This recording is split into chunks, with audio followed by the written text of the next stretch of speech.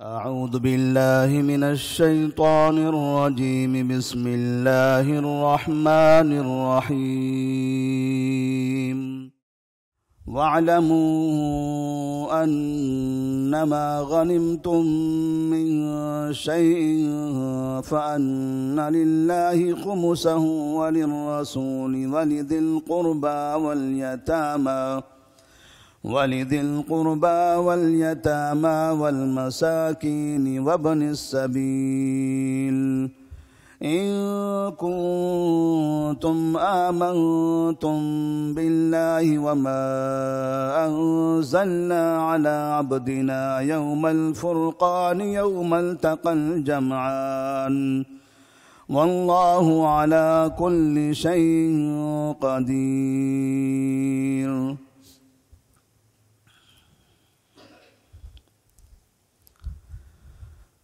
سورۃ الانفال آیت نمبر 41،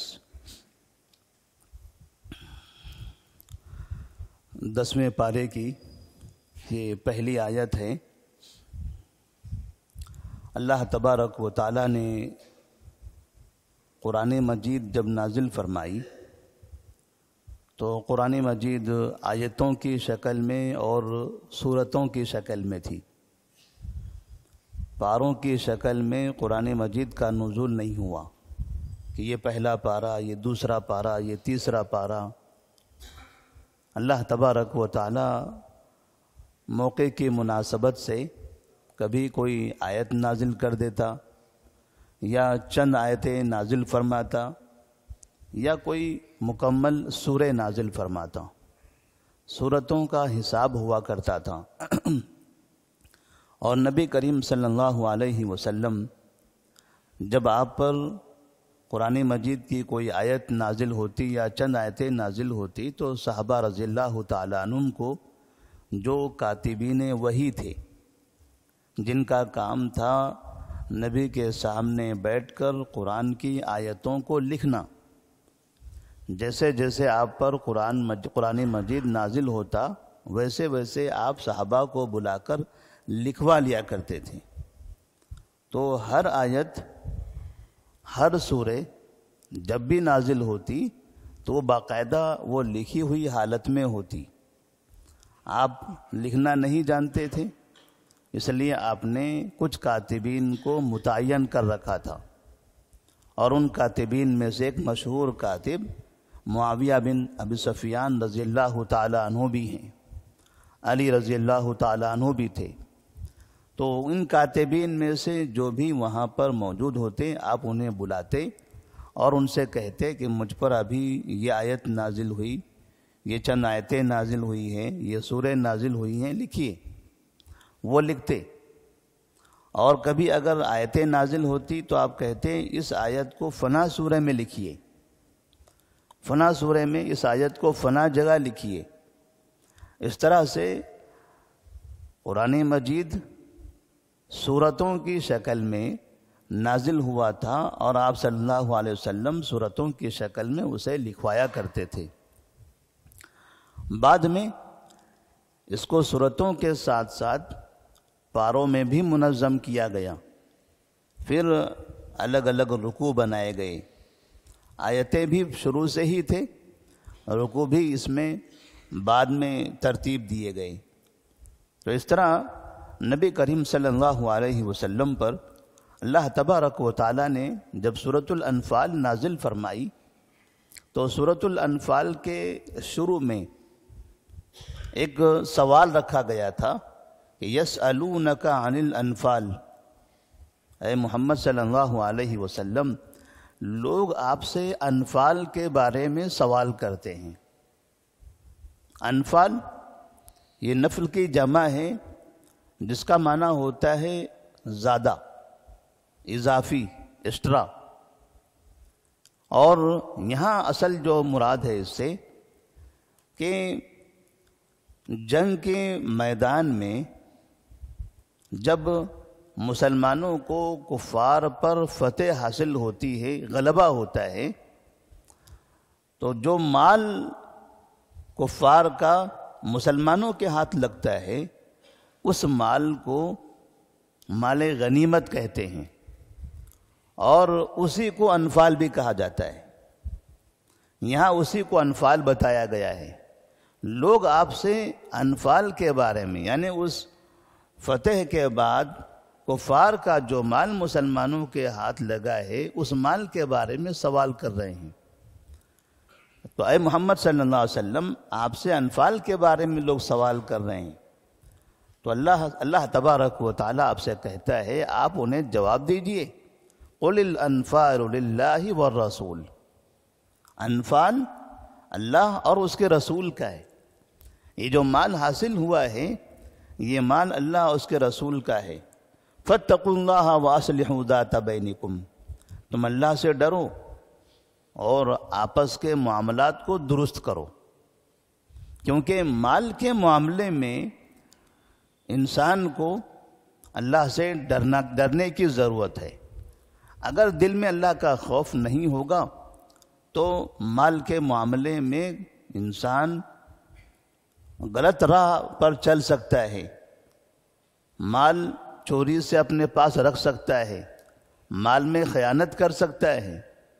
تو یہاں پر نبی کریم صلی اللہ علیہ وسلم کو یہ کہا جا رہا ہے کہ آپ بولیے، بتائیے، فاتقوا اللہ، اللہ سے ڈرو، واصلحوا ذات بینکم، اور اس مال کے معاملے میں آپس میں اختلاف مت کرو، آپسی مسائل کو درست رکھو، تعلقات اچھے رکھو۔ کیونکہ جس وقت ان آیات کی تفسیر ہو رہی تھی تو ہم نے وہاں بتایا تھا کہ بعض صحابہ یہ سمجھتے تھے کہ یہ مال جنگ کے میدان میں میرے ہاتھ لگا ہے، لہذا اس کا مالک میں ہوں۔ کوئی یہ سمجھتا تھا کہ میں نے زیادہ محنت کی ہے، لہذا میرا زیادہ حصہ ہونا چاہیے۔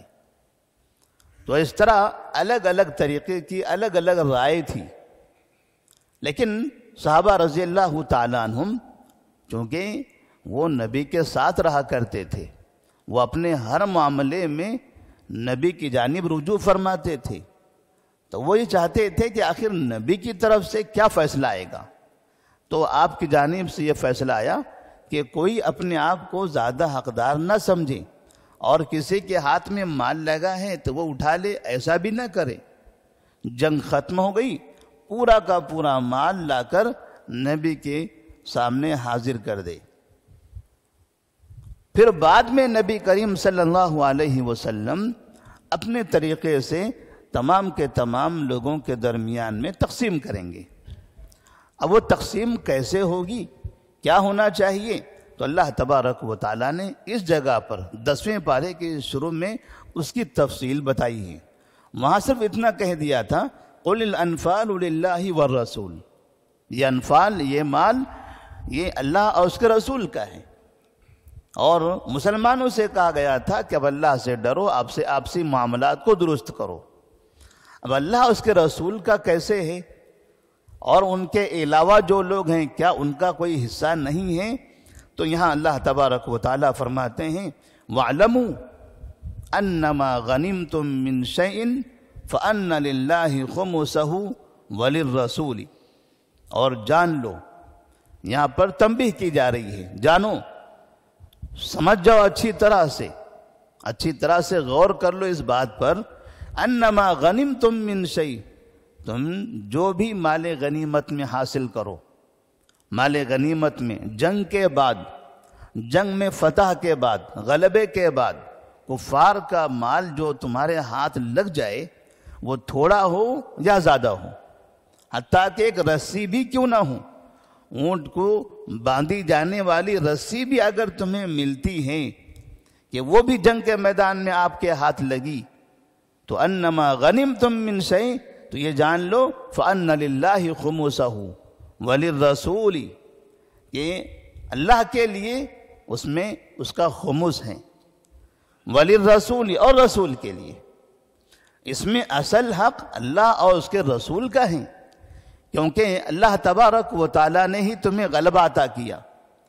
یہاں پر اللہ کا ذکر کیا کہ اللہ کے لیے ہے، اللہ تبارک و تعالیٰ تو مال لینے والا نہیں ہے۔ مطلب یہ ہے کہ تمہیں غلبہ اللہ نے عطا کیا ہے اور اس مال کا مالک اللہ ہے، اس مال کو تمہیں عطا کرنے والا وہ بھی اللہ ہے، تمہیں کم تعداد کے باوجود کثیر تعداد پر غلبہ عطا کرنے والا وہ اللہ تبارک و تعالی ہے۔ اور پہلی مرتبہ یہ اس پہلی جنگ کی طرف اشارہ ہے، جو پہلی جنگ جس کو جنگ بدر کہا جاتا ہے، جس کو اسلام کی پہلی جنگ بھی کہتے ہیں، کہ مسلمان جب مکہ سے نکل کر مدینہ آئے تو ہجرت کے دوسرے سال رمضان کے مہینے میں باقاعدہ مشرکین مکہ سے جنگ ہو گئی تھی۔ یہ پہلا موقع تھا کہ جب مسلمان اور کفار آمنے سامنے میدان جنگ میں تھے، اس سے پہلے ایسا موقع نہیں آیا تھا، اور ایک بڑی جنگ تھی جس میں ایسا محسوس ہوتا تھا کہ یہ جنگ آر پار کی جنگ ہوگی۔ کفار تو یہ طے کر چکے تھے کہ اب مسلمانوں کو مٹانے کا بہترین موقع اپنے ہاتھ آ گیا ہے، اب مال بھی ہے، دولت بھی ہے، سواری بھی ہے، ہتھیار بھی ہے، تعداد بھی ہے، بڑی فوج بھی ہے، اب مکمل طور پر ان کا صفایا کر دیں گے۔ مکہ میں تو جینے نہیں دیا، مدینہ میں آنے کے بعد اب یہ چاہتے تھے کہ مدینہ میں بھی مسلمانوں کو مکمل تباہ کریں، لیکن داؤ پلٹ گیا۔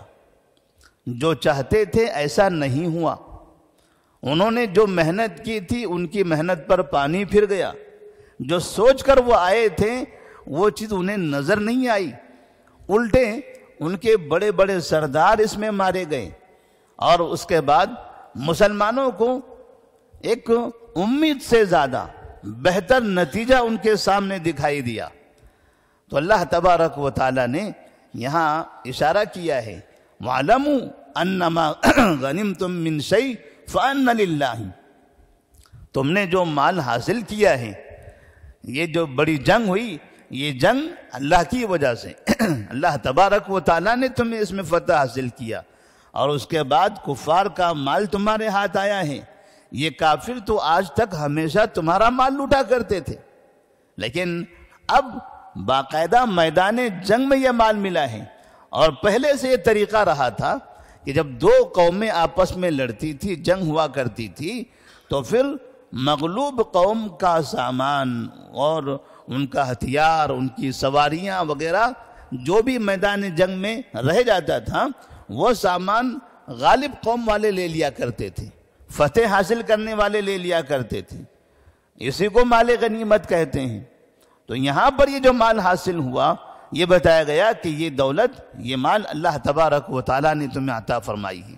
فَأَنَّ لِلَّهِ خُمُسَهُ وَلِلرَّسُولِ وَلِذِي الْقُرْبَى وَالْيَتَامَى وَالْمَسَاكِينِ وَابْنِ السَّبِيلِ، اب خموس کے اندر کہ اس کا 5واں حصہ، پورے مال کا 5واں حصہ یہ اللہ کے رسول کے لیے ہوگا، اللہ کے لیے ہوگا، یعنی اللہ تبارک و تعالیٰ نے تمہیں عطا کیا ہے، ابھی اللہ کی راہ میں خرچ کیا جائے گا۔ بعض مفسرین نے لکھا ہے اللہ کے لیے ہوگا، اس کا مطلب یہ ہے کہ بیت اللہ کی تعمیر و ترقی میں خرچ کیا جائے گا، اور اس کے رسول کے لیے ہوگا۔ تو پورے مال کا پہلے 5واں حصہ نکالا جائے گا، یعنی پورے مال کے 5 حصے کیے جائیں گے، ان میں سے ایک حصہ نکالا جائے گا اور ایک حصہ نبی کریم صلی اللہ علیہ وسلم کے ہاتھ میں دیا جائے گا، آپ اس کے مالک رہیں گے۔ اب یہ 5واں حصہ لینے کے بعد آپ صلی اللہ علیہ وسلم کیا کریں گے؟ فَأَنَّ لِلَّهِ خُمُسَهُ وَلِلرَّسُولِ، اس میں سے کچھ آپ اپنے لیے رکھیں گے، وَلِذِي الْقُرْبَى، اور رشتہ داروں کے لیے، آپ کے جو رشتہ دار ہیں آپ اس میں سے کچھ حصہ ان پر خرچ کریں گے۔ یعنی وہ جو 5واں حصہ ملا تھا، اس 5ویں حصے کو پھر 5 حصوں میں تقسیم کریں گے، کیونکہ اس کے بعد یہاں پر 5 لوگوں کا ذکر کیا گیا ہے۔ 5ویں حصے کو پھر 5 حصوں میں تقسیم کریں گے، ان میں سے ایک حصہ اللہ کے رسول کا، اور ایک حصہ وَلِذِي الْقُرْبَى، رشتہ داروں کا، وَالْيَتَامَى، اور ایک حصہ یتیموں کا، وَالْمَسَاكِينَ، اور چوتھا حصہ مساکین کا، وَابْنِ السَّبِيلِ، اور 5واں حصہ مسافرین کا۔ تو نبی کریم صلی اللہ علیہ وسلم جو خمس لیں گے، اس خمس کو مکمل اپنے لیے استعمال نہیں کریں گے، بلکہ ان میں سے ضرورت کے مطابق اپنے لیے استعمال کریں گے. اور ایسا بھی نہیں کہ رشتہ داروں کو بہت دے دیں گے، جتنی ضرورت ہوگی رشتہ داروں کو اتنا ہی دیں گے. اس لیے آپ صلی اللہ علیہ وسلم نے کبھی بھی مال غنیمت ہو، مال فے ہو، بیت المال کا مال ہو، جو مسلمانوں کے حق میں آتا ہے، کبھی آپ نے اپنے رشتہ داروں کے لیے بھی حد سے زیادہ استعمال نہیں کیا. ایک مشہور واقعہ فاطمہ رضی اللہ تعالیٰ عنہ کا ہے. ایک مرتبہ فاطمہ رضی اللہ تعالیٰ عنہ کو پتہ چلا کہ بیت المال میں کچھ خادمین آئے ہوئے ہیں، تو وہ آپ صلی اللہ علیہ وسلم کے پاس جاتی ہیں اور جا کر آپ سے مطالبہ کرنا چاہتی ہیں کہ اس میں سے ایک خادم ہمیں دیا جائے تاکہ ہمارے گھر میں وہ کام کر سکے. لیکن گئے، دیکھا تو وہاں نبی صلی اللہ علیہ وسلم نہیں تھے، عائشہ صدیقہ رضی اللہ تعالیٰ عنہ تھی. انہوں نے پوچھا کیا مسئلہ ہے؟ کہا مجھے اپنے والد سے ملنا ہے. تو کہا ٹھیک ہے، آنے کے بعد انہیں خبر دی جائے گی. جب آپ صلی اللہ علیہ وسلم گھر پہنچے ہیں، عائشہ صدیقہ رضی اللہ تعالیٰ عنہ نے کہا کہ آپ کی بیٹی فاطمہ آئی تھی، آپ سے ملنا چاہتی تھی. تو آپ صلی اللہ علیہ وسلم فوراً فاطمہ رضی اللہ تعالیٰ عنہ کے گھر پہنچے اور آنے کے بعد پوچھا بیٹی کیا مسئلہ ہے، میرے گھر کیوں آئی تھی؟ تو انہوں نے کہا کہ یہ گھر میں چکی پیستے پیستے ہاتھوں میں چھالے پڑ گئے ہیں، گھر میں کام بہت رہتا ہے اور یہ چکی پیسنا پڑتا ہے، جس کی وجہ سے ہمارے ہاتھ خراب ہو رہے ہیں، تکلیف ہوتی ہے. اور ہم نے سنا ہے کہ آپ کے پاس خادمین آئے ہیں، تو اگر ایک خادم ہمیں آپ فراہم کر دیں تاکہ یہ کام کر سکیں، ہمارے کام میں آسانی ہو، تو بڑی مہربانی ہوگی. تو آپ صلی اللہ علیہ وسلم نے کہا کیا میں تمہیں اس سے بہتر چیز نہ بتاؤں؟ جب یہ کام کر رہے ہو، کام میں تکلیف ہو رہی ہے، آپ چاہتے ہو کہ ہم بیت المال سے آپ کو ایک خادم دے دیں، تو کیا اس سے بہتر چیز، اس سے بہتر حل نہ بتا دیں؟ ایک اچھا راستہ جس سے تمہاری تکلیف بھی ختم ہو جائے، کام بھی ہو جائے. کہا کیوں نہیں، بتائیے کون سا راستہ ہے؟ تو آپ صلی اللہ علیہ وسلم نے فرمایا کہ اذا اخذتما مضاجعکما، جب تم رات میں اپنے بستر پر جاؤ، سونے کی تیاری کرو، تو فکبر اللہ 33 وسبح اللہ 33. یعنی اس طرح سے آپ نے تسبیحات انہیں سکھائی. کہا کہ 33 مرتبہ سبحان اللہ کہو، 33 مرتبہ الحمدللہ کہو، 33 مرتبہ اللہ اکبر پڑھو.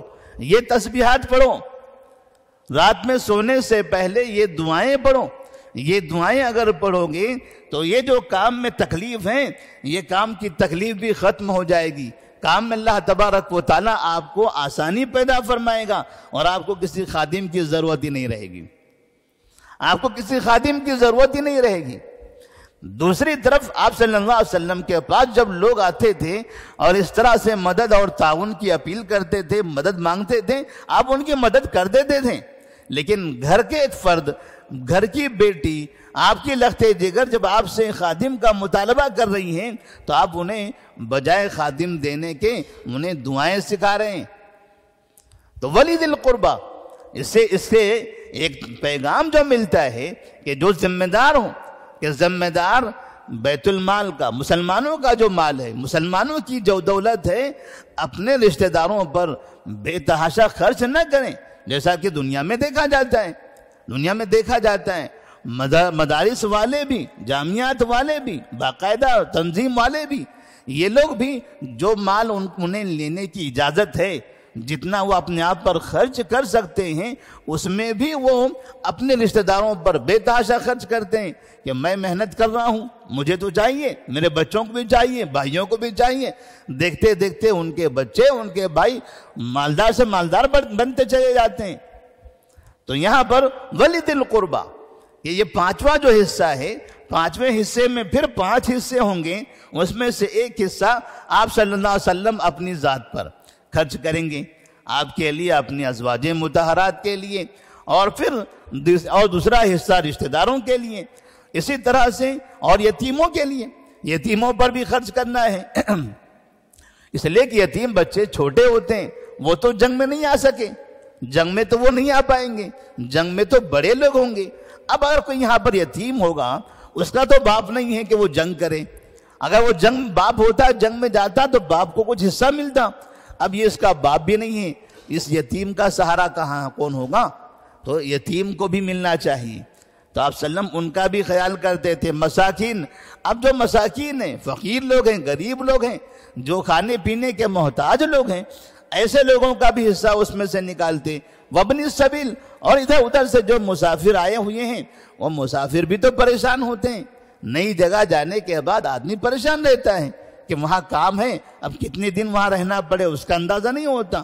تو ان کے لیے بھی اب یہ 5واں حصہ نکالنے کے بعد, خمس نکالنے کے بعد, جب پورے مال کے 5 حصے کریں گے, ایک حصہ نبی لے لیں گے اور اس کو 5 حصے کر کے ان لوگوں میں تقسیم کریں گے, تو باقی جو 4 حصے ہوں گے ان کا کیا کیا جائے گا؟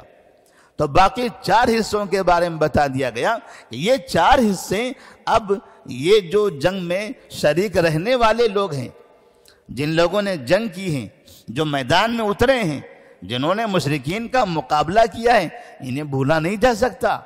ان کی بڑی قربانیاں ہیں, ان کی بڑی محنتیں ہیں, بڑی جستجو ہیں.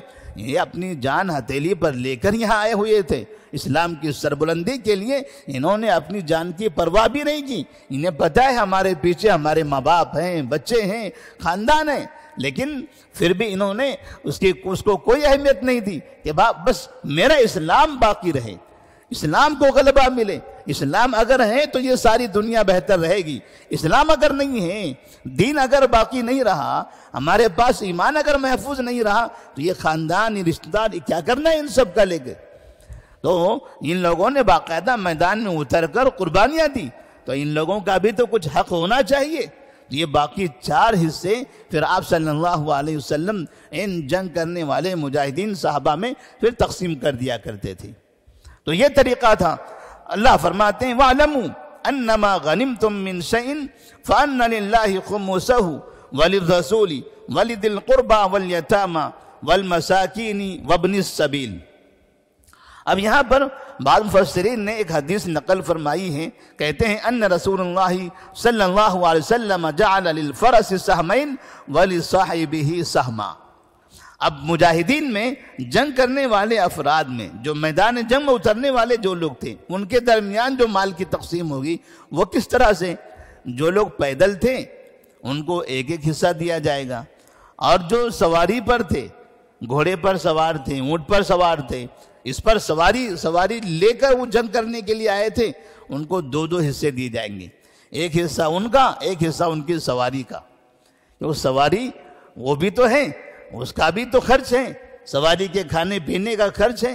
تو اس طرح سے جو سواری پر سوار ہو کر جنگ کرنے کے لیے آئے اسے 2 حصہ, اور جو پیدل آئے اسے 1 حصہ.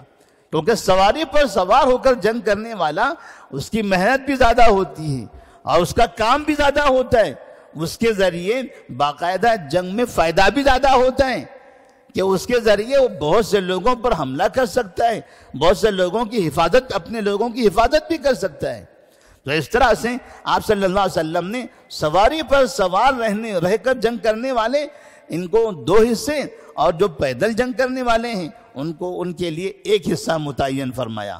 یہ نہیں کہا کہ یہ میرا قریبی ہے اسے زیادہ دیا جائے, اس نے زیادہ محنت کیا ہوا ہے, جنگ میں آگے تھا, یہ پیچھے تھا.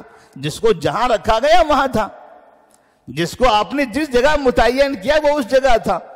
یہ پیچھے رہنے والا وہ بھی نبی کے حکم سے, آگے رہنے والا وہ بھی نبی کے حکم سے. کسی کو میدان میں دائیں طرف کھڑا کیا گیا وہ بھی نبی کے حکم سے, کسی کو بائیں طرف کھڑا کیا گیا وہ بھی نبی کے حکم سے. لہذا یہ سب برابر ہیں, یہ سب برابر ہیں. فرق صرف یہاں پر سواری اور بغیر سواری کا ہوگا. تو اس طرح سے آپ صلی اللہ علیہ وسلم مال غنیمت کو تقسیم کیا کرتے تھے. اور پہلی مرتبہ مال غنیمت جو مسلمانوں کے درمیان تقسیم ہوئی تھی وہ جنگ بدر میں جو پہلی جنگ تھی, پہلی جنگ اسلام کی, جس میں اللہ تبارک و تعالیٰ نے مسلمانوں کو بہت بڑی فتح عطا فرمائی تھی. ان کنتم آمنتم باللہ وما انزلنا على عبدنا یوم الفرقان یوم التقى الجمعان. اگر تم اللہ تبارک و تعالیٰ پر ایمان رکھتے ہو, اگر تم اللہ تبارک و تعالیٰ پر ایمان رکھتے ہو, یعنی جو طریقہ بتایا گیا ہے یہ طریقہ بتانے کے بعد کہا جا رہا ہے کہ اگر واقعی تم اللہ پر ایمان رکھتے ہو تو اس طریقے پر عمل کرو گے۔ یہ جو سسٹم بتایا جا رہا ہے، یہ سسٹم پر وہی انسان عمل کر سکتا ہے جس کے دل میں اللہ پر ایمان ہو۔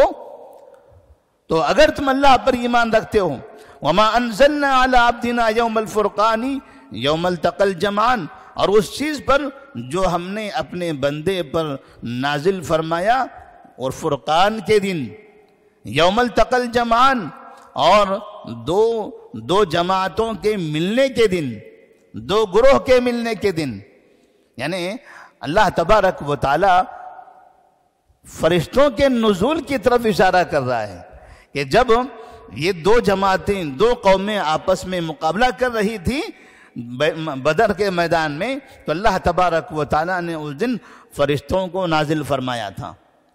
فرشتوں پر بھی تم ایمان رکھتے ہو، ان اللہ پر ایمان رکھتے ہو اور فرشتوں پر ایمان رکھتے ہو جس کو ہم نے نازل کیا، یعنی وہ فرشتے جنگ کے میدان میں۔ واللہ علی کل شیء قدیر، اللہ تبارک و تعالیٰ ہر چیز پر قادر ہے، اللہ تبارک و تعالیٰ ہر چیز پر قادر ہے۔ تو یہاں پر باقاعدہ اس بات کی طرف بھی اشارہ کر دیا گیا کہ تمہیں یہ معلوم ہو جانا چاہیے کہ تم نے جنگ ضرور کی ہے، میدان میں اترے ضرور ہو، لیکن اس میں کامیابی دلانے والا اللہ تبارک و تعالیٰ ہے۔ اللہ تبارک و تعالیٰ نے تمہاری فرشتوں کے ذریعے مدد فرمائی، فرشتے تمہارے سامنے تھے، اور کتنے ایسے افراد ہیں جن کی گردنیں فرشتوں نے کاٹی ہیں، ان پر حملہ فرشتوں نے کیا ہوا ہے، انہیں بعض صحابہ نے تو انہیں دیکھا بھی تھا۔ تو اس طرح سے یہ نصرت، یہ مدد اللہ تبارک و تعالیٰ کی طرف سے ہے۔ لہٰذا دنیا میں کہیں بھی کامیابی ملے تو یہ نہ سمجھنا یہ ہماری بہادری ہے، یہ ہماری صلاحیت ہے، یہ ہماری مہارت ہے، یہ ہمارا علم ہے، یہ ہماری قوت ہے، یہ ہماری ہوشیاری اور چالاکی ہے۔ نہیں، ہوشیاری، چالاکی، صلاحیت سب بیکار ہیں۔ اگر اللہ تبارک و تعالیٰ کی مدد حاصل نہ ہو تو انسان دنیا کے اندر کامیاب نہیں ہو سکتا ہے۔ یہ سبق بھی ہے اس میں کہ آج بھی اگر ہم اپنی زندگی میں کہیں کامیابی حاصل کرتے ہیں، گھریلو زندگی میں یا معیشت کی زندگی میں، تجارت میں، کمپنیوں میں، نوکریوں میں، کہیں پر بھی کہیں اگر ہمیں کامیابی حاصل ہو رہی ہے، ترقی مل رہی ہے، تو اللہ تبارک و تعالیٰ کا شکر ادا کرنا۔ ورنہ ہمارے جیسے کتنے ایسے افراد ہیں جنہیں ایسے ہی شکل و صورت دی گئی ہیں، ایسے ہی سر پیر ہیں ان کے پاس بھی، لیکن وہ غریب اور فقیر ہیں، وہ آج بھی محتاج ہیں۔ ان کے پاس صلاحیت بہت ہے، دماغ بہت ہے، طاقت بہت ہے، لیکن ان کے پاس دولت کم ہے، ان کے پاس علمی صلاحیت کم ہے، اور یہ ہدایت اور توفیق بھی کم ہے۔ اللہ نے مجھے توفیق دی، مجھے نیک بنایا، مجھے دولت بھی عطا فرمائی، مجھے خوشحال زندگی بھی عطا فرمائی، تو یہ اللہ تبارک و تعالیٰ کی طرف سے ہے۔ تو اپنے اوپر نازل کردہ تمام چیزوں پر اللہ کا شکر ادا کرتے رہنا چاہیے، تو اللہ تبارک و تعالیٰ اس نعمت میں اور اضافہ کرتا ہے۔ اگر ہم یہ سمجھنے لگے کہ یہ ہماری وجہ سے ہے، جیسے قارون نے، فرعون نے یہ سمجھا تھا کہ یہ سب میری کرامت ہے، یہ سب میری وجہ سے، دولت بھی میری وجہ سے، یہ شہرت بھی میری وجہ سے، یہ کرسی میری وجہ سے، میری صلاحیت ہے، اللہ تبارک و تعالیٰ نے ایسے ایک کو تو پانی میں ڈبو دیا، دوسرے کو زمین میں دھسا کے تباہ کر دیا، کہا کہ تمہاری وجہ سے کیا ہوتا ہے، تمہارے پاس کیا ہے، تمہارے پاس تم جیسے ہو ویسے دوسرے لوگ ہیں، ان کے مقابلے میں تمہیں بڑا مقام دیا گیا، یہ کس نے دیا؟ کس نے دیا ہے؟ یہ اللہ تبارک و تعالیٰ کی طرف سے ہے۔ لہذا ہمیشہ اپنے اوپر نازل کردہ نعمتوں پر اللہ کا شکر ادا کرتے رہنا چاہیے۔ السلام علیکم ورحمۃ اللہ وبرکاتہ۔